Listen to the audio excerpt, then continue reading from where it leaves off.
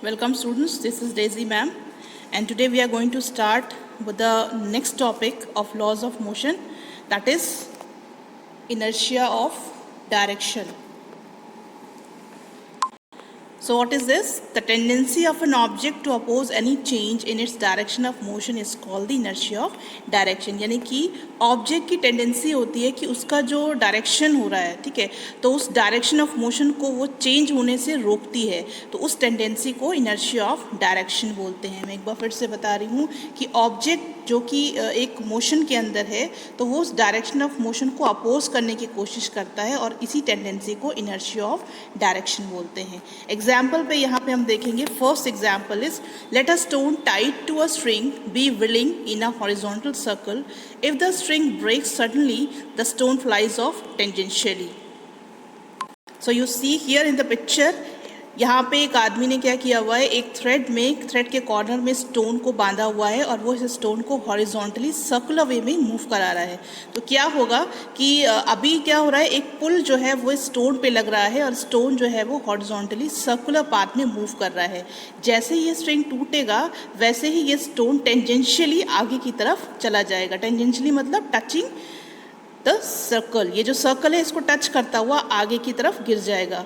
तो ये जो आपको एक्टिविटी दिख रही है, this is example of inertia of direction. The next example is spark produced during sharpening of a knife or a blade of scissors against a grinding wheel leave the rim of the wheel tangentially due to the inertia of direction. यानी कि अगर आपने कभी ध्यान दिया होगा या कभी देखा होगा, जब हम नाइफ़ को शार्पनिंग के लिए देते हैं तो उनके पास एक व्हील होता है, एक बड़ा सा व्हील होता है, और जब वो व्हील मूव करता है उस मूविंग व्हील पे जब आप नाइफ़ को या फिर सीज़र के ब्लेड को लगाते हैं तो उसमें जो चिंगारियाँ निकलती हैं वो व्हील से टेंजेंशियली आगे की तरफ निकलती है, यानी कि वो आपको स्ट्रेट आगे की तरफ मूव करती हुई दिखाई देंगी. तो ये भी एग्जाम्पल आपका इनर्शिया ऑफ डायरेक्शन का है. Then next comes definition of momentum. Momentum किसको बोलते हैं? The momentum of an object is defined as a product of its mass and velocity.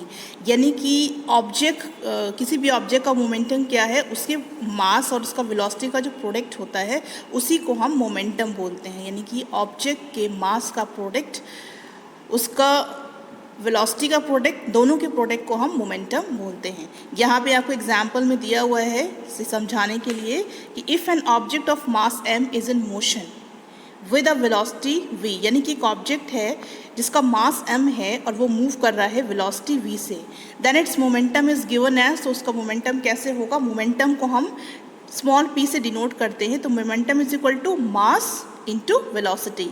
तो मास को हम m से डिनोट कर रहे हैं और वेलोसिटी को हम v से डिनोट कर रहे हैं. तो ये आपका फॉर्मूला हो गया मोमेंटम का. Momentum is equal to mass into velocity.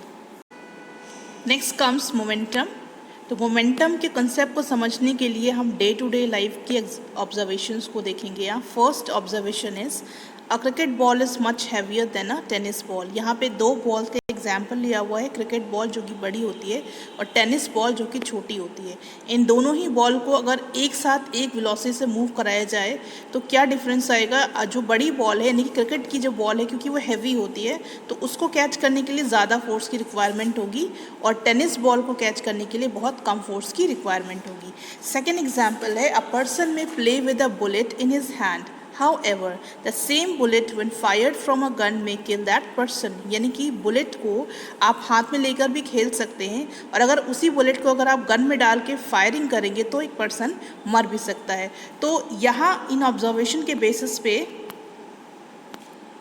हम क्या समझ सकते हैं? हम कंक्लूड कर सकते हैं कि ऑब्जेक्ट का जो इम्पैक्ट है वो डिपेंड करता है उसके मास के ऊपर और साथ साथ उसके वेलोसिटी के ऊपर. तो in other words, some physical quantity of importance exist which combines the object's mass and its velocity.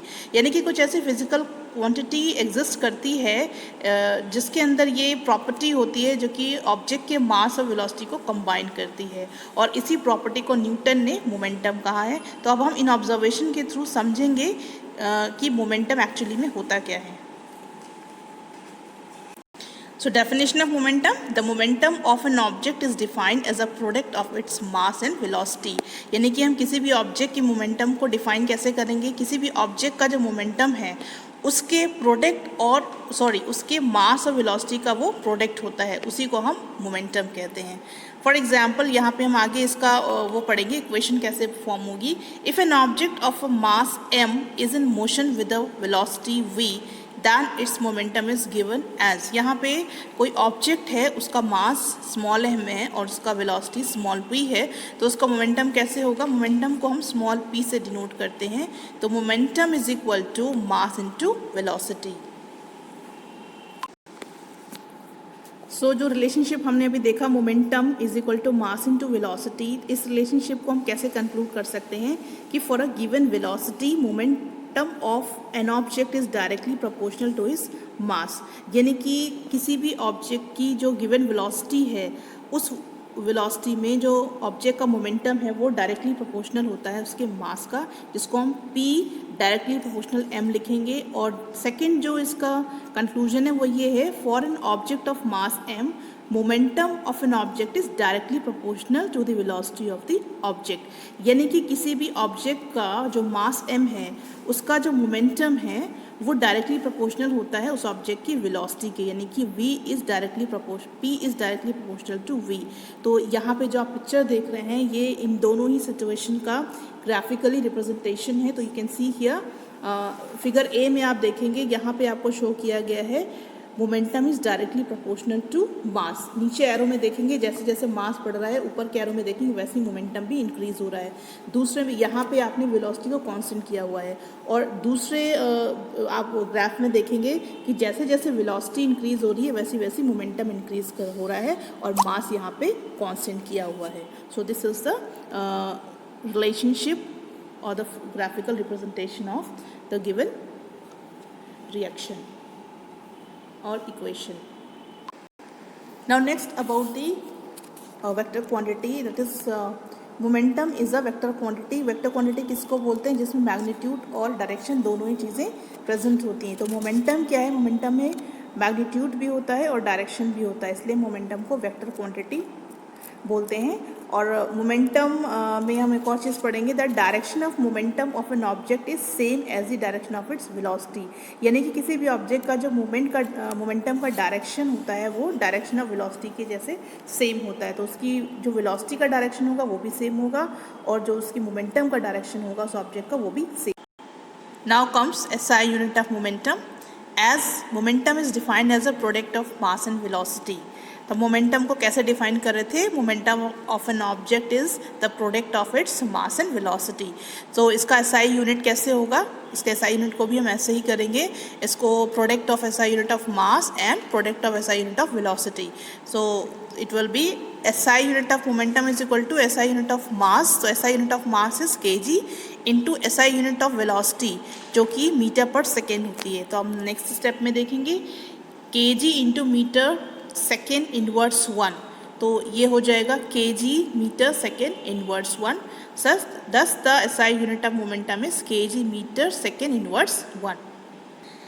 Newton's second law of motion statement. The second law of motion states that the rate of change of momentum of an object is directly proportional to the applied unbalanced force and the change in momentum takes place in the direction of applied force। यानी कि Newton की second law ये बताती है कि जो change of momentum किसी भी ऑब्जेक्ट का होता है उसका जो रेट है वो डायरेक्टली प्रोपोर्शनल होता है उस फोर्स के जो उसके ऊपर अप्लाइड हो रहा है, और जो उसका चेंज ऑफ मोमेंटम होता है वो फोर्स के डायरेक्शन में ही होता है, अकर होता है।